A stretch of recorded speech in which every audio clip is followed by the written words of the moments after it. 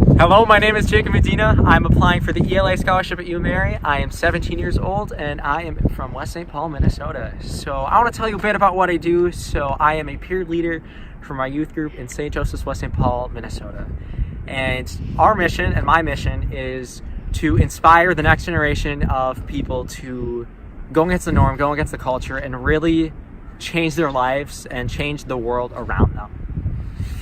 All right, so let me tell you a little bit about what a peer leader does. So the peer leader in our youth group is someone who does a little bit more. Yes, they are a student in a youth group, but they're more concerned about the faith formation and the outreach. So what we do is we do a ton of the setup before and after youth group. We do a ton of the talks, and we also do one-on-ones with students, and a lot of what we do is building the community of people. So with that being said, there's just a lot of personal talk. There's a lot of things behind the scenes. There's a lot of planning of activities and stuff to do, whatever the youth need, and we're here to nurture that. Okay, so why does this position have leadership?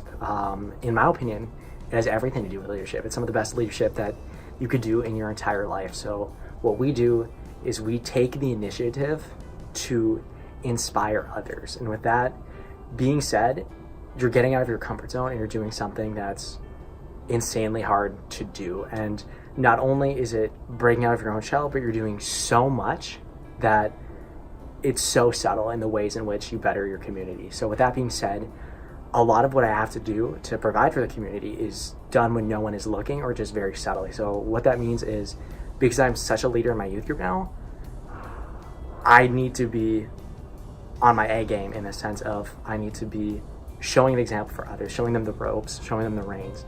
And if I were to mess up, or if I were to act out and do something I shouldn't, it would be detrimental to the community. So being a leader is so much more than what you do when you're on stage talking to people or doing things like that. It is what you do when you're in the background more. And that's why it has such leadership, in my opinion, because it's not just an act, it's a lifestyle, it's a way of life, it's a way in which one goes about living. And that's why I think doing a leadership like this is so utterly important, because you're bettering yourself at all times of the day, no matter what. All right, so one of the models for UMary is UMary for Life, and I think that encapsulates so much of what's going on here, in the sense of what I want to do this for life. I want to always have my foot in the water here, in the sense of I need to be helping the community around me, wherever that is, wherever life takes me. And I think that's what's so beautiful about doing youth leadership, is it goes with you wherever you go. It's not just limited to my small parish in West St. Paul, Minnesota. It's wherever I go. When I go to college in Bismarck, or if I decide to move to a different country or do anything like that, it's really for life, and it is so much greater than yourself. So with every one of my talks, there's some main things that I want to tell each and every time. So one is that these talks are to empower and to inspire. They are to be vulnerable with people, and they are to allow people to go out in the world and create a difference in someone's life. So one of my favorites to do is always ask people to do 2 acts of kindness. And with that being said, it is first an act of kindness for yourself, doing something that you'll be happy you did tomorrow. And that could be getting all your homework done, or something like that, something to respect yourself. And then the second is to do something for a community. So that could be as simple as shoveling someone's driveway without even asking, or doing something along those lines. And those 2 acts of kindness that you do can really move mountains. So as I mentioned, the public speaking, and what we want to do with that, that's one of my specialties. And in the sense of what we're doing there is we want to touch hearts. We want to inspire people, and we want to be genuine and vulnerable and true and raw in our emotions and how exactly we're feeling about whatever it is, our stories, wherever we're doing. And that's mainly the public speaking gig that I got going.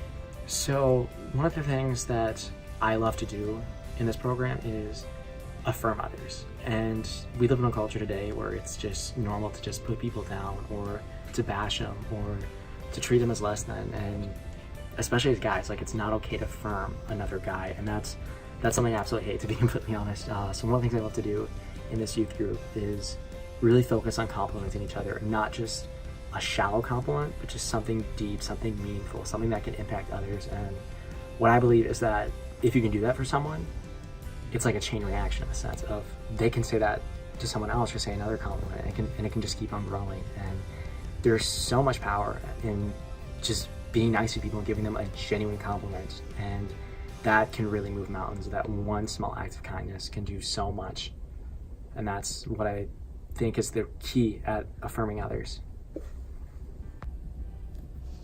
One of the best things about being a peer leader is you do not need to have talent. Like, yes, I'm not the strongest athlete or the smartest human being in the world or anything like that, but that's what makes people a good peer leader, is the fact that the weak can lead the strong. And you can just admit, hey, I'm imperfect. I am a fallen human being, and people love seeing that genuineness in you, and they can relate to that. No one can relate to being perfect.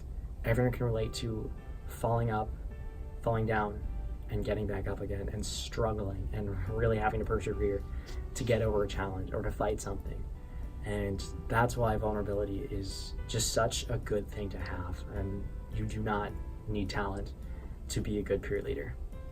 Seeing someone finally open up or finally be able to make a difference in their community or themselves, that's just the best feeling ever.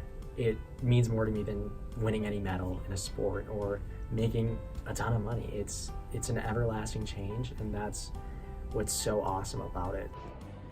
Jacob has helped me learn how to help others when I don't necessarily know how to, and to support them through what they're going through. Jacob is a really good leader for our brotherhood, and he helps us to grow as people, and we all grow closer together in our friendships because of him. He also helps bring in more people to the youth group, and he helps out with the younger kids by giving them talks on very good things about life. Last summer, I was going through a really rough time, and Jacob was super supportive for me, and he didn't even know me for that long. So what he taught me is that you don't have to know someone for a super long time to be very supportive and loving towards them.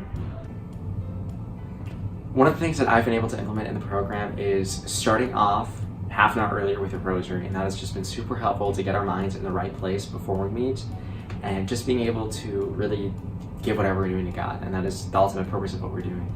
And secondly, what I've been able to do is implement more small group activity outside of youth groups. That includes hanging out with your brotherhood or sisterhood outside of youth group on a weekend. Just go and grab some food, ask each other what's up, be honest and vulnerable with each other.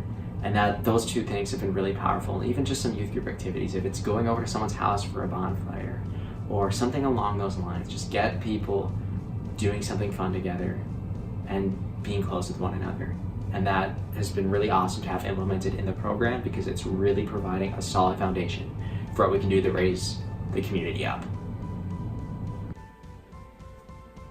Leadership is also sometimes when you don't want to do it, in a sense. Leadership is also when something's going on in your personal life, or you're feeling so tired, or there's something in life that's just getting you down, and it's just about being able to be real with that and being able to sacrifice that and say, okay, I'm not doing well currently. And there were many times in youth group where we have struggled or we've had something, but we continued on, we stuck with it, and we just tried to create a positive atmosphere and a positive environment and be very conscientious of that.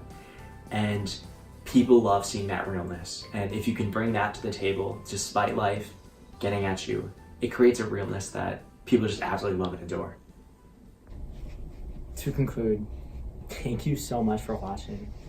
And I want to say, I know this is a video about what I do personally, but I don't want it to be about that. In fact, I don't even want it to be focused on scholarships. I just wanted to show you what you can do with your community if you work hard at it and are vulnerable and touch hearts. And that's what I want to show you, is the product of that. So if that inspired you, that's the mission right there. That's what I want to do. So once again, thank you for watching. Take care, and God bless.